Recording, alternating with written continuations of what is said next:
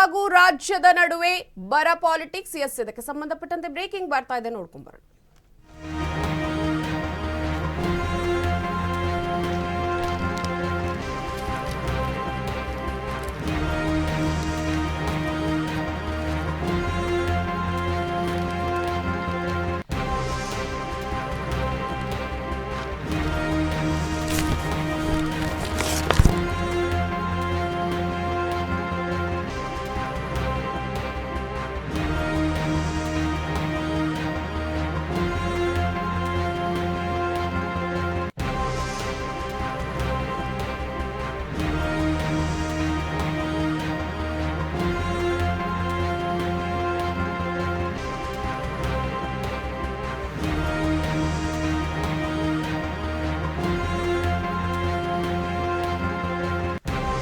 ಕೇಂದ್ರ ಹಾಗೂ ರಾಜ್ಯದ ನಡುವೆ ಬರ ಪಾಲಿಟಿಕ್ಸ್ ಮತ್ತೆ ಮುಂದುವರೆದಿದೆ.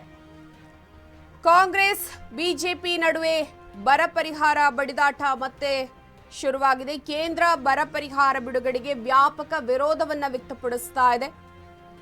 ಕೇಂದ್ರದಿಂದ 3,454 ಕೋಟಿ ಬರ ಪರಿಹಾರ ರಿಲೀಸ್ ಆಗಿದ್ದರೂ ಕೂಡ ಕೇಂದ್ರ ಹಾಗೂ ರಾಜ್ಯದ ನಡುವೆ ಮತ್ತೆ ಬರ ಪಾಲಿಟಿಕ್ಸ್ ಎದ್ದಿದೆ.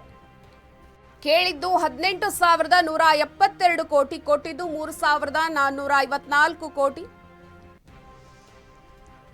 ಕೇಂದ್ರ ಸರ್ಕಾರದ ವಿರುದ್ಧ ಸಿಎಂ ಹಾಗೆ ಡಿಸಿಎಂ ಆಕ್ರೋಶವನ್ನ ವ್ಯಕ್ತಪಡಿಸ್ತಾ ಇದ್ದಾರೆ. ಕೇಳಿದಷ್ಟು ಕೊಡಕ್ಕಾಗಲ್ವಾ ಅಂತ ತಿರುಗೇಟನ್ನ ಕೊಡ್ತಾ ಇದ್ದಾರೆ. ಒಟ್ಟಾರೆ ಕೇಂದ್ರ ಹಾಗೂ ರಾಜ್ಯದ ನಡುವೆ ಬರ ಪಾಲಿಟಿಕ್ಸ್ ಮತ್ತೆ ಶುರುವಾಗಿದೆ. ಕೇಂದ್ರದಿಂದ ಬರ ಪರಿಹಾರವನ್ನ ಕೊಟ್ಟಿದ್ರು ಕೂಡ ಇದೀಗ ಕಾಂಗ್ರೆಸ್ ಪಕ್ಷ ಬಿಜೆಪಿ ಪಕ್ಷದ ಮೇಲೆ, ಕೇಂದ್ರ ಸರ್ಕಾರದ ಮೇಲೆ ಒಂದು ಆರೋಪವನ್ನ ಮಾಡ್ತಾ ಇದ್ದಾರೆ. ಒಂದು ಕಡೆ ಸಿಎಂ ಧನ್ಯವಾದವನ್ನ ತಿಳಿಸ್ತಾ ಇದ್ದಾರೆ.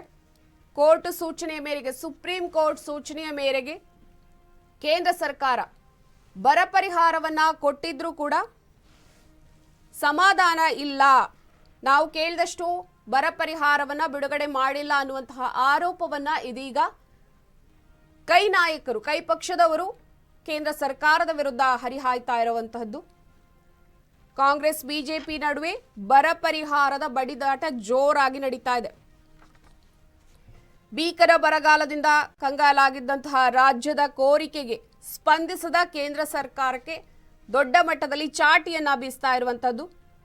ಸುಪ್ರೀಂ ಕೋರ್ಟ್ಗೆ ಒಂದು ಕಡೆ ಸಿಎಂ ಅವರು ಧನ್ಯವಾದವನ್ನ ತಿಳಿಸ್ತಾ ಇದ್ದಾರೆ. ಸುಪ್ರೀಂ ಕೋರ್ಟ್ನ ಸೂಚನೆಯ ಮೇರೆಗೆ ಕೇಂದ್ರ ಸರ್ಕಾರ ಇದೀಗ 3,454 ಬರ ಪರಿಹಾರವನ್ನ ಬಿಡುಗಡೆ ಮಾಡಿದೆ. ಆದರೆ NDRF ಮಾರ್ಗಸೂಚಿಯಂತೆ 18,171 ಕೋಟಿ ರೂಪಾಯಿ ಪರಿಹಾರವನ್ನ ರಾಜ್ಯ ಸರ್ಕಾರ ಕೇಂದ್ರ ಸರ್ಕಾರಕ್ಕೆ ಕೇಳಿತ್ತು. ಆದರೆ ಸುಪ್ರೀಂ ಕೋರ್ಟ್ ಸೂಚನೆಯ ಮೇರೆಗೆ 3,454 ಕೋಟಿ ರೂಪಾಯಿ ಹಣವನ್ನ ಇದೀಗ ಬಿಡುಗಡೆ ಮಾಡಿದೆ ಕೇಂದ್ರ ಸರ್ಕಾರ. ಕೇಳಿದ್ದಕ್ಕಿಂತ ಕಾಲು ಭಾಗ ಪರಿಹಾರವೂ ಕೂಡ ಬಂದಿಲ್ಲ ಅನ್ನುವಂತಹ ಆರೋಪ ಈಗ ಕೈ ನಾಯಕರದ್ದು. ನ್ಯಾಯಯುತ ಪರಿಹಾರಕ್ಕಾಗಿ ಈಗ ರಾಜ್ಯ ಸರ್ಕಾರ ಮತ್ತೆ ಹೋರಾಟವನ್ನ ಮುಂದುವರೆಸಿದೆ. ಈ ಸಂಬಂಧ ಕೇಂದ್ರ ಸರ್ಕಾರ ಕರ್ನಾಟಕದ ಮೇಲೆ ಕಾಳಜಿಯಿಂದ ಬರ ಪರಿಹಾರ ನೀಡಿಲ್ಲ. ರಾಜ್ಯ ಸರ್ಕಾರ ಸುಪ್ರೀಂ ಕೋರ್ಟ್ ಮೆಟ್ಟಿಲು ಹತ್ತಿ ನಮ್ಮಲ್ಲಿನ ಬರ ಪರಿಸ್ಥಿತಿಯನ್ನು ಮನವರಿಕೆ ಕೂಡ ಮಾಡಿಕೊಟ್ಟಿದ್ದೆವು ಅನ್ನುವಂತಹ ಮಾತನ್ನ ಹೇಳ್ತಾ ಇದ್ದಾರೆ. ರಾಜ್ಯದ ಅರ್ಜಿ ವಿಚಾರಣೆ ನಡೆಸಿದ ನ್ಯಾಯಾಲಯಕ್ಕೆ ರಾಜಕೀಯದ ದುರುದ್ದೇಶದಿಂದ ಕೇಂದ್ರ ಸರ್ಕಾರ ಕರ್ನಾಟಕಕ್ಕೆ ಈಗ ಅನ್ಯಾಯ ಮಾಡ್ತಾ ಇದೆ ಅಂತ ಹೇಳ್ತಾ ಇದ್ದಾರೆ.